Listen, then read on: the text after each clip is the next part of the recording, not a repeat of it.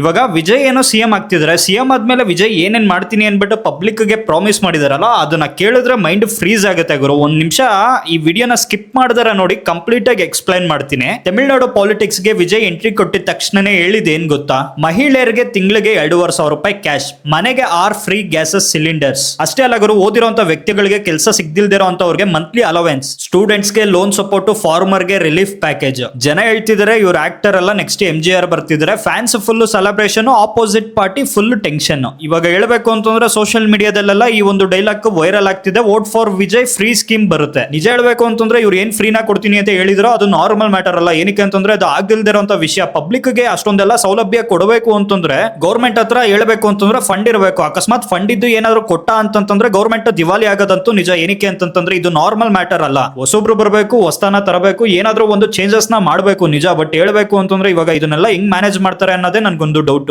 ಇಷ್ಟೊಂದೆಲ್ಲ ಫ್ರೀ ನಿಜವಾಗ್ಲೂ ಕೊಡ್ತಾರಾ ಅಥವಾ election master plan? Comment box ನಿಮ್ದೇ ಗುರು. ನಿಮ್ಮ ಅನಿಸಿಕೆನ ಕಮೆಂಟ್ ಬಾಕ್ಸ್ ಅಲ್ಲಿ ಬರೆಯೋ ಮೂಲಕ ಫಾಲೋ ಮಾಡಿ. ಏನಕ್ಕೆ ಅಂತಂದ್ರೆ ನೀವು ಮಾಡುವಂತ ಪ್ರತಿ ಒಂದು ಸಪೋರ್ಟ್ ವಿಡಿಯೋಸ್ ನ ಮಾಡೋದಕ್ಕೆ ನನ್ಗೊಂದು ಮೋಟಿವೇಟ್. ಫಾಲೋ ಮಾಡಿದ್ರ ಡನ್.